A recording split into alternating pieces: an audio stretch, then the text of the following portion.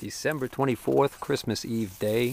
I came out here just the other day and was looking and saw a big puddle on the ground here and realized that I've got a fuel leak. It's actually coming out of the housing there at the bottom, but it's just dripping out of there. It's actually dripping on top of the transmission case of the reversal track case, and then and working its way down there. It's actually coming from that sediment bowl on the bottom of the tank, and I shut the valve off, and I'm looking at it right now and noticing that it is no longer dripping from the bottom of the sediment bowl like it was when I first looked at it, but it's still dripping from, it looks like the little shutoff valve. So the packing around that little shutoff valve is probably bad, and also I think it's probably leaking where the gasket that seals the glass bowl to the bottom of the housing there is probably bad or cracked or whatever. So unfortunately, the only way to properly fix that is to drain the tank and completely remove that sediment bowl from the bottom of the tank. I'm hoping I can do that without taking the tank out, because that would be a real pain. Alright, so looks like the best way to attack this is going to be from this side. And what I'm thinking is, I think I'm going to start it up and raise the loader to the full up position and see whether or not that is better or worse as far as working on it goes. So if it's a fully extended position, actually I've got the loader part of the way up now. I think maybe I want to lower the loader and get this cylinder out of the way. If I raise it, the cylinder is going to be more here. It's going to be even, I think, worse. Maybe not. Let's try it out. Alright, before I can do anything, I've got to do a cold start. And it's about 35 degrees outside today. It was pretty cold last night, so the engine's block's going to be ice cold. So we're going to have to give it a little help with the starting fluid. Let's see.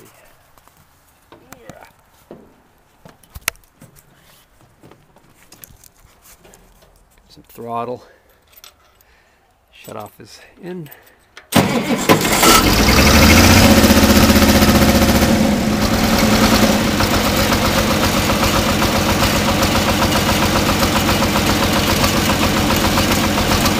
Boy, that engine's got a pronounced knock to it.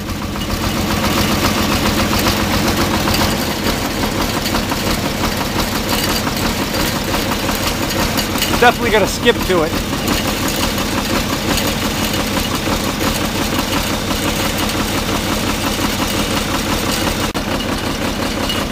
Boy, I've never fully lifted this loader all the way to its maximum height. This thing's got some serious height. I guess that's useful for dumping it onto a dump truck, I guess. And that is up there. That's probably, bottom of that bucket's probably 12 feet off the ground. Yeah, see the injector pump still leaking.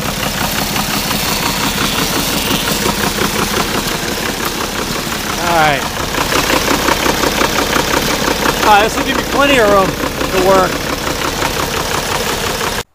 Okay, I've shut off the fuel. Now I'm going to disconnect this line. I just started loosening it from the auxiliary fuel pump here. And then I'll run it down into my fuel can. Alright, I finished draining off the tank. Luckily there wasn't much in there, so now I've got to disconnect the hose here, because the way that assembly attaches is it threads onto a nipple that comes out of the bottom of the tank. So I've got to be able to rotate that around in circles, and I'm not going to be able to do that with the hose on. So you can see there's a connection right there that I can unscrew. It looks like what used to be there is, I think it was just a solid fuel line, metal fuel line. And I think they cut it there and then stuck on this hunk of hose. And then the other end of the original fuel line, I think, is right there. And you can see it's been cut, and again, just a clamp. So So there's the end I just unscrewed from the sediment bowl assembly, and you can see that it's just a regular, actually that's a nipple. Got a little bit of rust on it too. Alright, well, I can hopefully now unscrew the sediment bowl from the bottom of the tank. Boy, no wrench would fit on there. Finally I got the adjustable wrench to grab it enough, and I can turn it, but I can only turn it like an 1/8 or a 1/16 of a turn each time, and then I have to flip the wrench over. Well, it took a while, but I've worked it with the wrench far enough now that I think I can unscrew it. I'm going to get my nitrile gloves on so I don't get diesel all over my hands. Well, I got it out. You can see some garbage and some water. Very little bit of water and some garbage in the bottom of the bowl there. So some more crap did come out of the tank since I took this apart and cleaned it a couple months ago when I was first getting this thing running. And then underneath this nut right here, where this shutoff is, there's going to be a packing. Oh, look at that. Well, there's your problem right there. You can turn it with my fingers. So when I was reaching under there and turning this valve to open it, I was unscrewing the packing nut. Huh. How do you like them apples? Alright, I'll open the bowl up and dump the fuel out. Wow, looks like one of the orifices on this is completely blocked with some trash. Also, I could see there's some rust and sediment there on the gasket, where the surface of the gasket should be mating with the glass, so that's part of my problem with the leakage around there. But I got to clean this up and take a good look at this.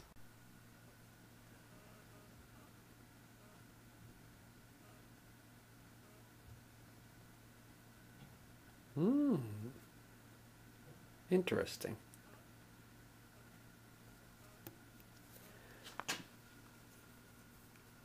That was completely blocking the inlet.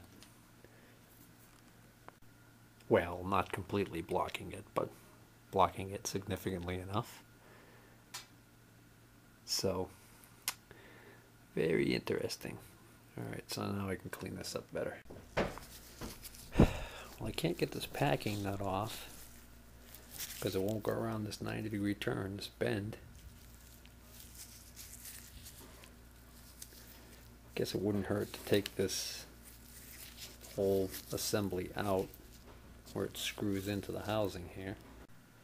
Well, when it comes to repairing these sediment bowl assemblies, you know, you really only have a couple of choices. You either repair what you've got or you replace it. Now, I could buy a new one of these sediment bowl assemblies complete for about $28 to $35 at, say, like a Tractor Supply. The problem with that is that a lot of those are kind of poorly made. You know, I mean, they don't make them like they used to. Certainly, that adage certainly applies to sediment bowl assemblies. So this one, it's got some age to it, but I like it. There are no cracks in it, and I kind of like that this is all brass, including the little lever there. And I think that we can do a little bit of a tune-up on this one and save it and end up getting some mileage out of it. So that's another reason to repair this one, besides the fact that I think it's better made than a replacement, is the fact that it's going to be cheaper to do it that way. Now, when I took this apart, all I found in here was this gasket, which is kind of an unusual shape to it. And so I went to Tractor Supply with this gasket, and I could reuse this gasket. It actually, you know, if you take the gasket and you bend it like this, and you look at it under some magnification, if you see little tiny cracks, that would indicate that it's dry rotted and it should definitely be replaced. But this one's actually not too bad. But because I have it all apart, I'm going to replace it. So I went to Tractor Supply and I looked at what they had on the shelf for choices. They did have a couple of these little kits that had rubber gaskets in them. But when what was nice about Tractor Supply is that they don't make these blister packs permanently closed. You know, like some places you buy it and you can't get it open unless you cut it open. And then once you cut it open, of course, you can't return it. So what's nice is I was able to actually just pop this right open in the store. I'm sure some less honest people probably do a little 5-finger discount, but I was able to just open it up and check the sizes. And what I found was the rubber gasket that looked good, when I took it out, I tried to put it in here. It was actually too big, and what happened was it really deformed, and there was no way I was going to get it to seat properly. So I was glad that I was able to check it. So then I settled on this one. This is a Cork gasket. You know, the other thing about the rubber gasket is a lot of these, some of these new bowl assemblies too, now that I mention it, they'll say not for use with any gasoline with ethanol additive, which a lot of the gas has that in it now. So they're basically telling you, yeah, sure, you can put the bowl on, but don't use gas with ethanol in it. Because what they're basically admitting to you is that the gaskets and seals that they're using aren't going to stand up to the ethanol. So it's quite possible that if I had gotten a rubber replacement gasket from Tractor Supply or wherever, it may not have even held up very well. So I went with this kit. This is a Cork gasket, and this is not a perfect fit. It's not too small, it's just a tiny bit too big. But what I noticed was that it doesn't completely deform when I put it in. So I'm going to be able to get away with this, and it's going to seal. So I've got this, you can see, there we go. See, that's a pretty good fit. Now, I also came with this little screen. Now, there was no screen in this one when I took it apart. It doesn't mean that there wasn't one originally. It just means that at some point, maybe somebody had it apart and the screen was so trash, they just took it out and omitted it altogether. How important is that screen? Well, you know, if this was on a gas tractor, the next stop from this might be right to the float bowl assembly on the carburetor. And unless you add an aftermarket inline fuel filter, which in the old days they didn't do, then, you know, that screen becomes really important. On this one, you got to remember, this is going to a primary fuel filter and then a secondary fuel filter before it even gets to the injector pump. But, you know what? It came with the screen. I might as well use it. So I'm going to install the screen. So the screen goes on first, because then as the gasket gets tucked in, that's actually what holds the screen in place.